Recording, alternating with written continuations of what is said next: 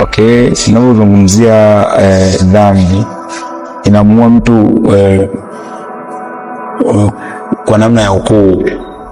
Biblia inaeleza kuna mtu mmoja ambaye alikuwa anaitwa Reubeni. Reubeni alikuwa ni mzaliwa wa kwanza wa Yakobo.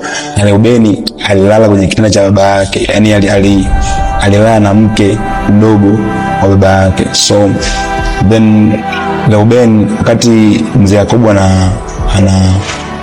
anatamka baraka, alimwambia Reubeni, kwa kuwa ulipanda kwenye kitanda cha baba yako na usiwe mkuu.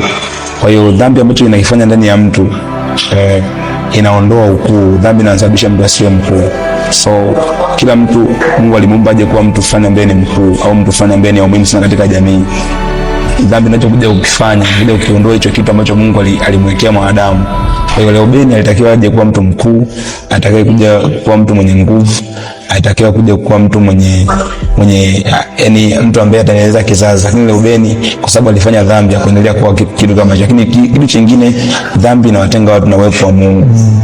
Biblia inazungumzia kwamba kina Adamu alipokosea Mungu aliwafukuza kwenye Edeni. Na unapozungumzia Edeni ni sehemu ya uwepo wa Mungu. So mtu anapokosea anaenda mbali na uwepo wa Mungu.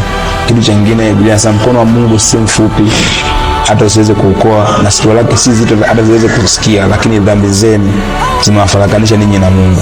Dhambi inachokifanya inamfarakanisha mtu na Mungu. Na Yesu anasema sisi hatuwezi bila yeye. Anasema mimi ni mzabibu, baba yangu ni mkulima. Afa anasema sisi ambao ni matawi hatuwezi bila Yesu. Kwa hiyo mtu akishatenganisha na Mungu, na maanisha maisha yake yote atakuwa hawezi, kwa sababu mtu bila Mungu hawezi chochote.